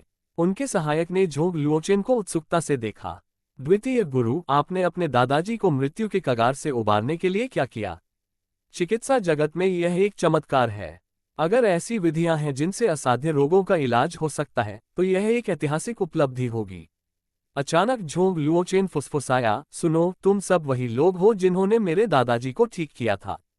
तुम में से किसी को भी आज जो हुआ उसकी कोई खबर लीक करने की इजाजत नहीं है। क्या? सभी लोग शांत झोंग लुओचेन को आश्चर्य से देख रहे थे। यहां तक कि उसकी मां और बड़े भाई ने भी भौहें चढ़ाईं। जैसे ही झोंग लुओयुन कुछ कहने ही वाला था, बूढ़े झोंग ने कहा, सब चले जाओ। लुओचेन और बूढ़े लुओ को छोड़कर मुझे उनसे कुछ पूछना है। दादाजी, पिता। बूढ़े झोंग का चेहरा गंभीर हो गया। उसका कठोर रूप देखकर परिवार के सभी सदस्यों ने अपना मुंह बंद कर लिया और चुपचाप स्टूडियो से बाहर चले गए। उनके जाने के बाद ओल्ड झोंग ने कहा, मुझे अपनी सेहत का पता है। लुओचेन, सच बताओ, तुमने मेरे साथ क्या किया? दादाजी, जब तक आप स्वस्थ हैं। झोंग लुओचेन ने धीरे से कहा, बाकी कोई बात मायने नहीं रखती। तुम मुझे सच भी नहीं बताओगे? बूढ़े जोग ने बूढ़े लुओ की तरफ देखते हुए भौहें चढ़ाईं। तुम ही बताओ। बूढ़े लुओ ने आह भरी। उसे पता था कि वह इस बात को छिपा नहीं सकता, इसलिए उसने एक कड़वी मुस्कान बिखेरी। पुराने दोस्त, माफी चाहता हूँ।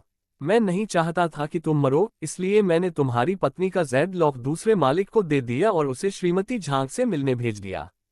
बूढ़े जोग के चेहरे पर भाव सख्त हो गए। फिर उसने बूढ़े लुओ के मुंह पर तमाचा मारा और गुस्से से बोला, तुम इतने उलझे हुए कैसे हो? तुम इतने मूर्ख क्यों हो? जानते हो वो क्या है? वो कोई पवित्र भूमि नहीं, नर्क है। बूढ़े लुओ ने अपना सिर नीचे कर लिया और कुछ कहने की हिम्मत नहीं हुई। वह दर्जनों सालों से बूढ़े झांग का अनुसरण कर रहा था, उनके बीच गहरी दोस्ती थी, पारिवारिक रिश्तों से भी आगे। बूढ़े लुओ ने आह भरी। पुराने दोस्त, तुम मर नहीं सकते। मैंने दूसरे मालिक को वहां जाने को कहा था, मैं इसके लिए जिम्मेदार हूं। बूढ़े जोग ने कड़वी मुस्कान दी। अब बहुत देर हो चुकी है। लुओचेन। वह जोग लुओचेन की ओर मुड़ा और गहरी सांस ली। पोते, तुमने मेरी जान के बदले क्या बदला? जोग लुओचेन ने पहले तो अपना मुंह खोला, लेकिन बीच में ही अपना मन बदल लिया और न बोलने का फैसला किया। बूढ़े जोग ने सिर हिलाते हुए कहा, वह जगह रहस्यमयी हो सकती है, लेकिन अगर किसी को कोई जानकारी नहीं है तो तुम उसे कैसे खोज पाए? बूढ़े लुओ ने जो कुछ तुम सबको बताया वह सब मैंने ही बताया था। जोग लुओचेन के पास पूरी कहानी बताने के अलावा कोई विकल्प नहीं था, जिसमें ये भी शामिल था कि कैसे उसने अपनी खुशी खो दी। जोग लुओचेन को भावशून्यता से अपनी कहानी बताते हुए देखकर बूढ़े जोग ने दुखी होकर कहा, क्या आपको लगता है कि एक बूढ़े व्यक्ति के लिए जो मृत्यु के कगार पर है, अपने पूरे जीवन की खुशी को 5 साल के जीवनकाल के साथ बदलना उचित था? जोग लुओचेन ने स्तब्ध होकर कहा, हाँ बिल्कुल। दादाजी, क्या आप जानते हैं कि अगर आप चले गए तो जोग परिवार पर क्या विपत्ति आएगी? हमारे कई क्षेत्रों में व्यवसाय हैं। हालांकि मेरे पिता की बीमारी इतनी गंभीर है कि उन्हें विरासत में नहीं मिल सकती। तीसरी पीढ़ी के अन्य सदस्य, चाहे बड़े भाई हो, छोटी बहन हो या मैं, कोई भी इतना सक्षम नहीं है कि व्यवसाय संभाल सके। उसने आह भरी। समाज बदल गया है। क्या तुम्हें लगता है कि हम अब भी पिछली बार की तरह उन्हीं तरीकों से परछाई से सब कुछ नियंत्रित कर पाएंगे? उसने सिर हिलाया। नहीं, हम नहीं जा सकते। अब नागरिकों के मन में हम कैंसर की तरह हैं। दादाजी, जोग परिवार आपके बिना कैसे चल सकता है? अगर आप चले गए तो सब घबरा जाएंगे और हमारे वे रिश्तेदार इस मौके का फायदा उठाकर हमारी संपत्ति बांट लेंगे। आप जोग परिवार की रीढ़ हैं, हम आपको इतनी आसानी से नहीं जाने दे सकते। 5 साल, 5 साल। बूढ़ा जोग आंखों में आंसू लिए जोग लुओचेन को दयनीय दृष्टि से देखते हुए बुदबुदाया। लुओचेन, मैंने तुम्हें बहुत कष्ट दिया। अब से सब कुछ बेहतर हो जाएगा। जोग लुओचेन ने अपना सिर हिलाया। बूढ़ा जोग एक पल के लिए चुप हो गया। मैं अकेला रहना चाहता हूँ। क्लब के तहखाने के तीसरे स्तर में श्रद्धांजलि सफल रही। इस योगदान से आपको 127 दिन, 9 घंटे 43 मिनट और 7 सेकंड का जीवनकाल मिलता है। लुओ कियू हैरान रह गया। आखिर घोषणा में वो मिनट और सेकंड क्या कर रहे थे? क्या वेदी उसे एहसास दिला रही थी कि उसके पास बहुत कम समय बचा है? हालांकि वह शिकायत करने के लिए बहुत आलसी था और वापस हॉल में चला गया। शेष समय में वृद्धि के कारण उसे बहुत अच्छा महसूस हुआ, इसलिए उसने यूई की नकल करने का निर्णय लिया, बार में जाकर उसी कॉकटेल को मिलाना शुरू कर दिया। जैसे ही उसे एहसास हुआ कि वह बर्फ डालना भूल गया था, उसने आश्चर्य से देखा कि फ्रिज का दरवाजा चमत्कारिक रूप से खुल गया और बर्फ के टुकड़े बाहर निकल आए और अंततः शेक में गिर गए। लुओ कियू दंग रह गया। यू ये ने मुस्कुराते हुए कहा, बधाई हो गुरु, आपकी क्षमता मजबूत हो गई है। लुओ कियू को इस बारे में जानने की उत्सुकता हुई, इसलिए उसने अपनी उंगली बढ़ाकर शेकर में रखे एक बर्फ के टुकड़े की ओर इशारा किया। बर्फ का टुकड़ा अचानक ऊपर तैरकर उसकी उंगली के पीछे पीछे चलने लगा। इससे लुओ कियू का चंचल स्वभाव जाग उठा। उसने अपनी 10 उंगलियां बार टेबल पर रख दी, फिर अपनी भौहें उठाकर यूई की तरफ देखते हुए उसने हल्के से टेबल पर दस्तक दी। बर्फ के टुकड़े शेकर से बाहर निकलकर हवा में उड़ गए और हॉल में एक घेरा बना लिया। लुओ कियू ने एक वक्र बनाया और बर्फ के टुकड़े उसके पीछे पीछे चले। जैसे ही एक नीचे गिरा, दूसरा ऊपर आया और यह चक्र चलता रहा।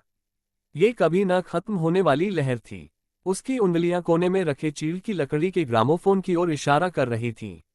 एक विनाइल रिकॉर्ड प्लेयर पर गिरा। संगीत की धुन के साथ लुओ कियू ने सिर हिलाकर बार से बाहर निकलते हुए कहा, यह गाना रॉड स्टीवर्ट का सेलिंग था। लुओ कियू ने यूई का हाथ पकड़ लिया, जिससे ले नौकरानी में प्रवाहित हो गई। यूई को खींच लिया और क्लब में धीरे धीरे झूमने लगा। सीटें या ऊंचे स्टूल तुरंत दीवारों के किनारे लगा दिए गए, जिससे नृत्य के लिए एक विशाल क्षेत्र बन गया। मनमोहक पुरानी धुन के तहत लुओ कियू ने अलमारियों में रखी कई वस्तुओं की ओर अपनी उंगली से इशारा करना जारी रखा। गुड़िया और पुरानी जेब घड़ियां, टोपियां और शराब के गिलास और स्कारलेट मून्स की जोड़ी। फ्रिज से और भी बर्फ के टुकड़े बाहर निकले। वे फिर से एक खूबसूरत दृश्य में बदल गए, हवा में तैरते हुए संगीत की धुन पर। दर्जनों गुड़िया लकड़ी के फर्श पर गिर गईं और लुओ कियू और यूई को घेर लिया। गाने के बीच में लुओ कियू ने अपनी भौहें उठाईं और मुस्कुराया। क्या ये कुर्सी पर बैठने से ज्यादा दिलचस्प नहीं है? यूई ने लुओ कियू का दूसरा हाथ पकड़ लिया और उसके भयानक नृत्य कदमों का मार्गदर्शन किया। उसने मजाक में कहा, हाँ, लेकिन हॉल साफ करने में बहुत समय लगेगा। लुओ कियू मुस्कुराया। यूई का इतना भावुक होना एक दुर्लभ दृश्य था। उसने कुछ नहीं कहा, बस अपनी भावनाओं को लय में ढाल दिया। बस अचानक दरवाजे की घंटी बजी। बर्फ के टुकड़े जमीन पर बिखर गए और नाचती हुई सजावट भी अचानक रुक गई। इतना सुंदर मंच अब ऐसा लग रहा था मानो कोई तूफान गुजर गया हो। लुओ कियू ने एक तैरते हुए काले वस्त्र से काले धुएं का एक समूह निकलते देखा। बेशक ये बिना चेहरे वाला था। काले आत्मा दूत नए स्वामी का स्वागत करता है। काली आत्मा का दूत हवा में तैर रहा था। उसका वस्त्र हल्के से फड़फड़ा रहा था, बिल्कुल पश्चिमी किंवदंतियों के भूत की तरह। लुओ कियू ने उसका जायजा लिया। इसी दौरान वेदी ने लुओ कियू को कुछ जानकारी दी। क्लब को अपने बॉस को मरने से बचाने के लिए लगातार ग्राहकों की जरूरत थी। ग्राहकों को आकर्षित करने के लिए काले कार्डों का इस्तेमाल एक कारगर तरीका था। क्लब के काले आत्मा दूत चलते फिरते होर्डिंग की तरह थे, जो समाज में घूमते रहते थे और परछाई से क्लब के अस्तित्व की जानकारी फैलाते थे। इन काले आत्मा दूतों को आत्माओं से बनाया गया था, जिन्हें क्लब को लेनदेन शुल्क के रूप में दिया गया था। अगर किसी को लगता कि आत्माएं उपयोगी या शक्तिशाली हैं, तो उन्हें गोदाम में छोड़ा जा सकता था। कुछ समय बाद उन्हें काली आत्मा दूतों में बदल दिया जाता और क्लब के लिए अवैतनिक श्रमिक के रूप में भेज दिया जाता। नया बॉस इन मुफ्त कर्मचारियों से संतुष्ट था। वे वफादार थे और उन्हें कोई वेतन नहीं चाहिए था। और सुश्री यूई को भी नमस्कार। इससे यूई को भी वही सम्मान मिला। मास्टर, क्या आप नंबर 9 की रिपोर्ट सुनना चाहेंगे? यूई ने पूछा। लुओ कियू को अजीब लगा कि दूत का नाम असली नाम के बजाय सिर्फ संख्याओं से रखा जाएगा। इसलिए उसने यूई की तरफ देखा। हाँ, ये जरूरी होना चाहिए, यूई ने समझाया। पूर्व बॉस ने मुझे हर काम निपटाने का अधिकार दिया था। लुओ कियू मुस्कुराया, मैं बस सुनूंगा। नंबर 9, आगे बढ़ो, यूई ने सिर हिलाया और आदेश दिया। नंबर 9 उदास स्वर में बोला, मास्टर, नंबर 9 ने 7 संभावित ग्राहकों को हमारे क्लब के अस्तित्व का एहसास करा दिया है। अचानक उसका चोगा खुल गया। काले धुएं के भीतर से 7 सफेद कार्ड लुओ कियू की ओर उड़े। नंबर 9 काली आत्मा ने कहा, मास्टर, कृपया इन 7 लोगों के बारे में जानकारी देखें। लुओ कियू कार्डों पर उंगली रखकर ही उनमें भरी जानकारी को सरसरी तौर पर पढ़ पा रहा था। यह अच्छी बात थी कि उसे न तो उबाऊ दस्तावेज पढ़ने पड़े और न ही उबाऊ परिचय सुनने पड़े। बिना किसी देरी के उसने एक सफेद कार्ड पर टैप किया। यूई को चिंता थी कि लुओ कियू को यहाँ के नियम पता नहीं होंगे, इसलिए उसने हल्के से कहा, गुरुजी, आप इन 7 नए संभावित ग्राहकों में से कुछ उपयुक्त चुन सकते हैं और उन्हें ब्लैक कार्ड के जरिए छूट पाने का अधिकार दे सकते हैं। बेशक ज्यादा ब्लैक कार्ड बनाने की जरूरत नहीं है। हमारी ब्लैक सोल्स इस काम में बहुत अनुभवी हैं। उनके द्वारा चुने गए 70% संभावित ग्राहक आखिरकार हमें ही ढूंढेंगे। ब्लैक कार्ड पर मिलने वाली छूट ग्राहकों को ज्यादा लेन देन करने के लिए लुभाने का एक जरिया भर थी। हालांकि जरूरी काम वाले लोग, जैसे कि तितली दानव डांस, बिना छूट के भी आ जाते थे। इन संभावित ग्राहकों को चयन के कड़े मानदंडों से गुजरना पड़ता था ताकि वे कीमत चुका सके और अपनी बात से न मुकरे। यह उन लोगों से बिल्कुल अलग था जिनके पास न तो ब्लैक कार्ड था और न ही वे उस दिग्गज के बारे में जानते थे और बस संयोग से उस क्लब में आ गए थे। काली आत्मा ने इसे अपना मिशन बताया। जितने ज्यादा लोग उन्हें मिलेंगे, उतने ज्यादा लेन देन पूरे होंगे। इस तरह उन्हें बेहतर नतीजे मिलेंगे और बेहतर नतीजों के साथ बेहतर फायदे भी मिलेंगे। उदाहरण के लिए, वह किसी शरीर पर अधिकार कर सकता है, अपनी स्मृतियों को पुनः प्राप्त कर सकता है या क्लब से स्वतंत्रता प्राप्त कर सकता है। खैर, वास्तव में अंतिम लाभ को सूची से हटाया जा सकता है, क्योंकि क्लब की स्थापना के बाद से किसी भी अश्वेत व्यक्ति को यह प्राप्त नहीं हुआ था। जब लुओ कियू 7 सफेद कार्डों से जानकारी पढ़ रहा था, उसने यूई से पूछा, हमारे पास कितने काले आत्मा दूत हैं? इस समय हमारे पास 21 हैं। यू यी ने तुरंत संख्या बताई। लुओ कियू को आश्चर्य हुआ, इतने कम क्यों? यू यी ने समझाया, गुरुजी, आपको ये समझना चाहिए कि इस दुनिया में कई विचित्र प्राणी भी रहते हैं जिनके पास अजीबोगरीब क्षमताएं हैं, जैसे कि भिक्षु और राक्षस। काली आत्मा के दूत बुरी आत्माओं के समान होते हैं और अक्सर कुछ चालाक ओझाओं द्वारा निशाना बनाए जाते हैं। यू यी ने फिर और स्पष्ट व्याख्या की, क्योंकि उनकी राय में क्लब एक बुरा अस्तित्व है। लुओ कियू ने चुपचाप उसकी बात सुनी। वे इन सालों में धर्म के नाम पर क्लब को खत्म करने पर तुले हुए हैं। यू यी ने गंभीर स्वर में हंसते हुए कहा, लेकिन हमारे क्लब ने उनके खिलाफ कोई कार्रवाई इसलिए नहीं की क्योंकि वे भी संभावित ग्राहक हैं जो हमें बड़ी डील दिला सकते हैं। हमें सीधे बदला लेने के बजाय उन्हें लुभाने के लिए और ज्यादा काली आत्मा दूतों की जरूरत है। जब तक उनकी इच्छाएं हैं तब तक उनकी कमजोरियां भी रहेंगी। न्याय से भरी दयालु आत्मा वाला एक ओझा आम लोगों की दसियों या सैकड़ों आत्माओं से ज्यादा मूल्यवान हो सकता है। लुओ कियू ने इस मुद्दे पर कोई टिप्पणी नहीं की, लेकिन फिर उसने भौहें चढ़ाते हुए कहा, तो फिर यहाँ सिर्फ 21 ब्लैक सोल दूत ही क्यों बचे हैं? यू यी ने उत्तर दिया, एक कारण तो कमजोरी का दिखावा है। अगर दूत बहुत ज्यादा होंगे तो ओझाओं को लगेगा कि उनका काम बेकार है। फिर वे नई प्रतिभाओं को बढ़ावा देना छोड़ देंगे, जिसका मतलब है कि ओझाओं की अगली पीढ़ी नहीं होगी। इसलिए महत्वपूर्ण ग्राहक जिनसे ज्यादा लेन देन शुल्क लिया जा सकता था, गायब हो जाएंगे। दूसरा कारण ये था कि पूर्व बॉस ने कभी अपने काम पर ध्यान नहीं दिया। जो काली आत्मा के दूत जमा किए गए थे, वे सभी हाल के वर्षों में बिना बदले ही नष्ट हो गए थे। लुओ कियू ने सिर हिलाया। उसने सफेद कार्ड रख लिया और नंबर 9 पर नजर डाली। वापस काम पर लग जाओ, मैं ये किताबें धीरे धीरे पढ़ूंगा। नंबर 9 ने कुछ नहीं कहा और चुपचाप क्लब से बाहर चला गया। लुओ कियू फिर यूई की ओर मुड़ा, मैं बॉस असास के कमरे में जाकर देखना चाहता हूँ। बॉस असास क्लब का पूर्व बॉस था। उसका कमरा हमेशा बंद रहता था। लुओ कियू ने सोचा कि अब समय आ गया है कि वह अंदर जाकर देखे।